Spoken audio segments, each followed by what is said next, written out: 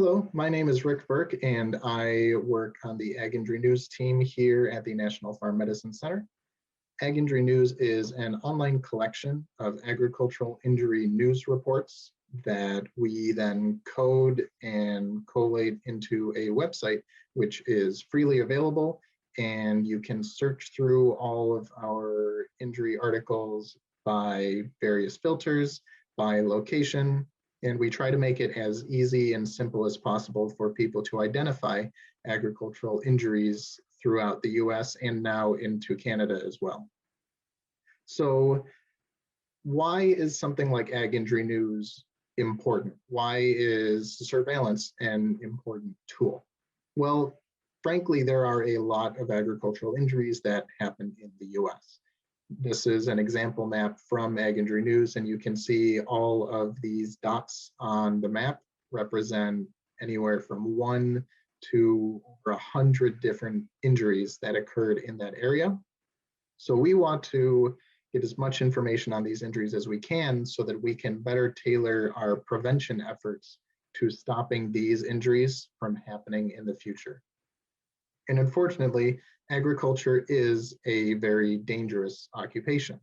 When you consider agriculture, forestry, fishing, and hunting, it is the third most dangerous occupation after construction and transportation and warehousing in pure number of fatal work injuries. However, if you consider the rate by including just how many agricultural workers there are, then the industry jumps above transportation and warehousing and construction and is, on a per capita basis, the most dangerous occupation in the US.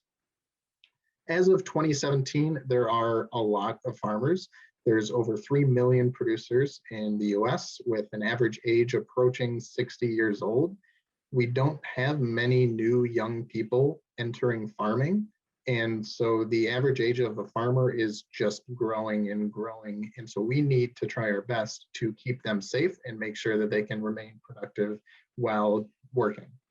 There are over 2 million farms in the US, which produce almost $400 billion worth of agricultural products spread across 900 million acres in the US. And most of these farms are family farms. There's about 1.8 million small family farms in the US. There's over 100,000 medium-sized, and then another 50,000 large family farms. And these are farms that don't have hundreds of employees. It's mostly just the family and maybe another handful of employees. And so they don't have the resources to ensure that they have every single safety precaution followed. But we want to make sure that we can keep them as safe as possible while also keeping them as productive as possible.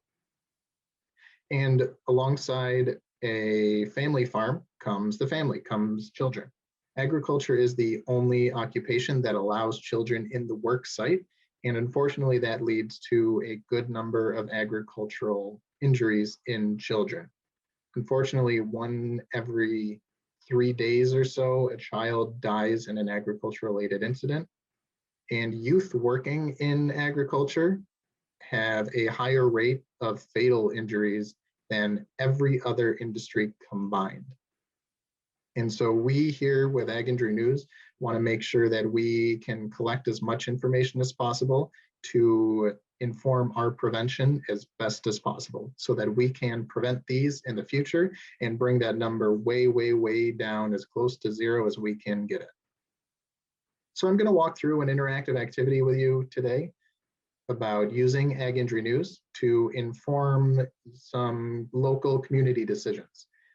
Let's say in this scenario that your community has seen a spike in agricultural injuries and you've been asked or you've volunteered to get more information to see how this can be prevented in the future and hopefully move everyone into action to do something about this. So I'm going to swap over to aginjurynews.org, and this is the website. As you see when you first visit, an account is required. So if you click on the sign up button, you will have an option to create an account. It only requires an email address, And then we do ask for a little bit of contact information, but that's kept entirely private. It's never shared, and it's really just useful for us to inform who's using the service and how can we better improve the service for those users. When you first visit the website, you can see this YouTube video, which will go through what Ag Injury News is and how it could be helpful for you, as well as a snippet of the most recent cases published in the database and a snapshot of how many incidents and a little bit more information on what we have currently in the data set. So you can see we have over 3,000 incidents input, coded, ready to be looked through to find exactly what you need, which encompasses over 4,000 victims and unfortunately over 2,000 fatalities. So I'm going to log in so that we can work through this problem of a large upswing in community and injuries. So we'll just log in with our email address. And then once you log in, you're greeted with this web page with this great map at the top that really breaks down where the injuries are located. You can click on these bubbles to zoom in where exactly you want to be to really see what's the distribution of injuries. And then you can click on an individual one to get some more information on what happened in that location. Or you can scroll down to the list of all of the incidents where you have the news article title, a summary, and then just a little bit of extra information alongside it. On the left side are the filters. So this is what's really handy in helping you find what you're looking for in Ag Injury News. So with our scenario, we want to look at injuries, we'll say last year, 2020. So we can go to date. Incident year, we were more concerned about when they happened, not really when the news reported on it. And then 2020. Let's say that the injuries that we've seen are more child related. And so we want to focus on just youth agricultural injuries. So we scroll down and there's age, and then youth is already an option, or you can use the slider to focus on just a specific age range. Then we'll scroll back up, we'll click on filter, and you can see that the website is updated. The map is now updated, and this shows all of the injuries that occurred to youth in agriculture last year. And so we can scroll down, and we're really looking to just get a better idea of what exactly is going on. And so we can read through some of these summaries to get a pretty good idea of what's going on. Some news reports can be rather vague, which is understandable. You have a youth injury and you want to protect both the youth's identity and the family's identity and respect their privacy. However, that information is very helpful from a prevention standpoint.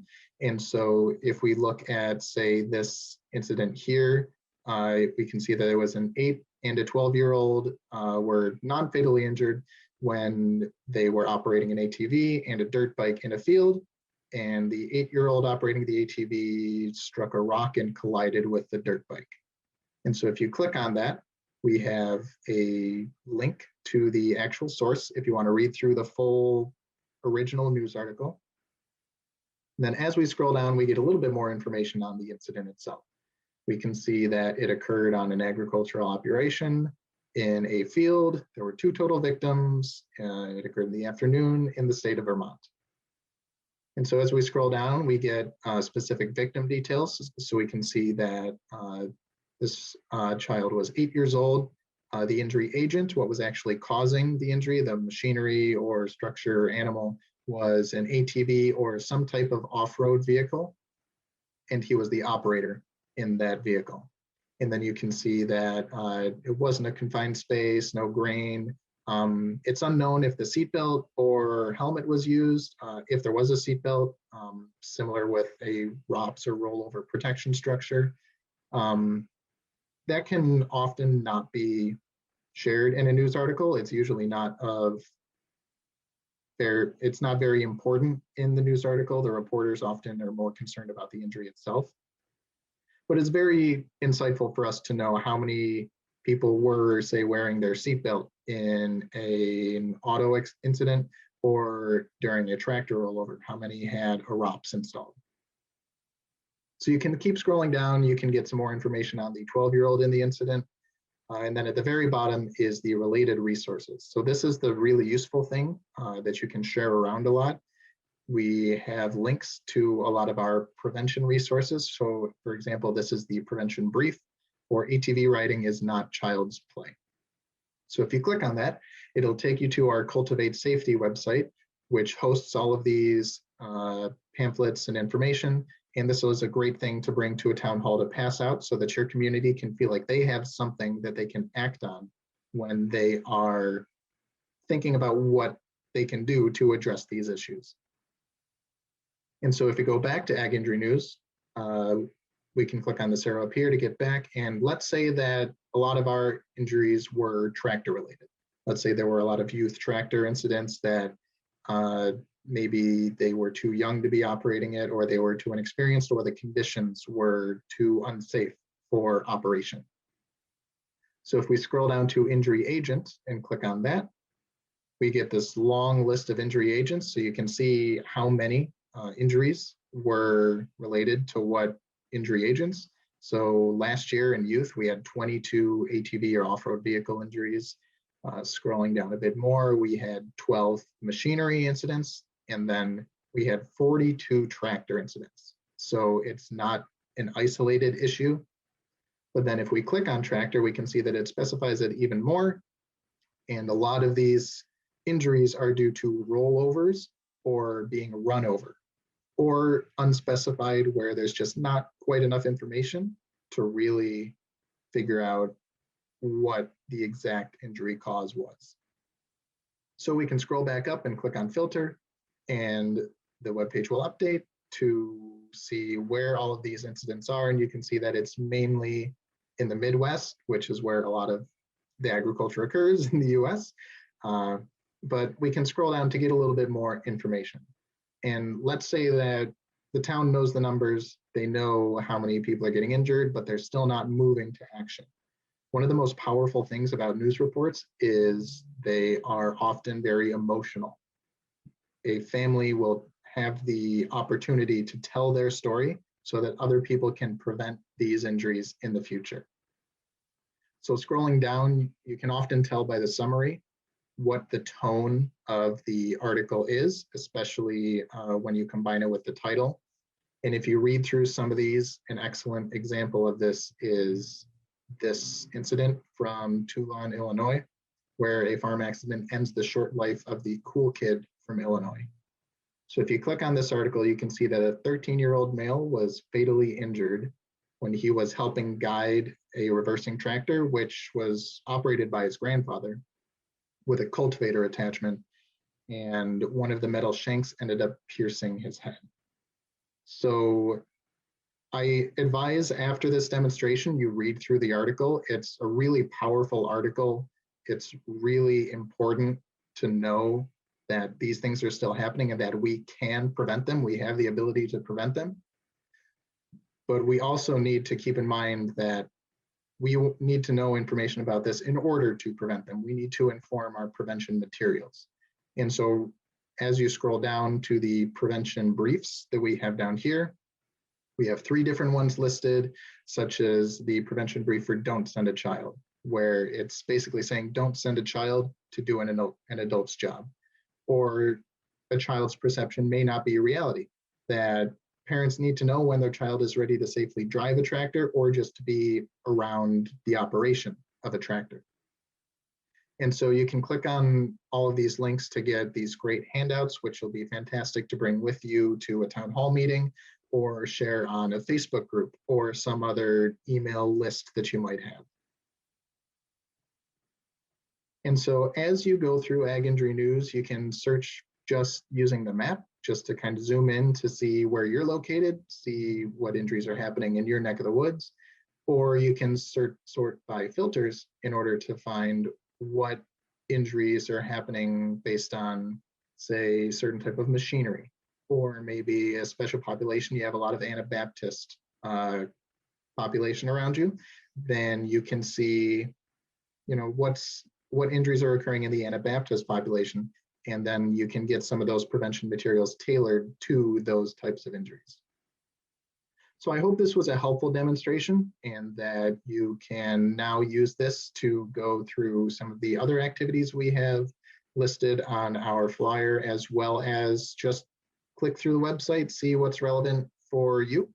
If you're really interested in the prevention materials, I highly suggest you check out Dr. Marcia Salzwedel's presentation on the Ag Youth Work Guidelines, which is a great interactive tool online to help you hone in on specific tasks that youth can do, tailored to their skill level and their ability level.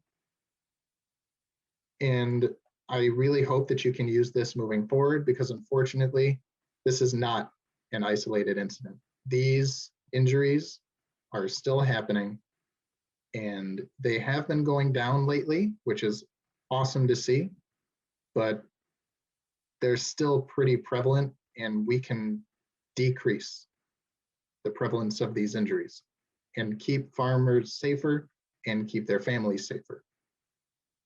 And so I'd like to thank you for watching this demonstration. I hope you were able to follow along. If you have any questions, comments, or concerns, feel free to contact me or anyone else on the team. And I'd like to thank you again, and I hope you have a great rest of your day.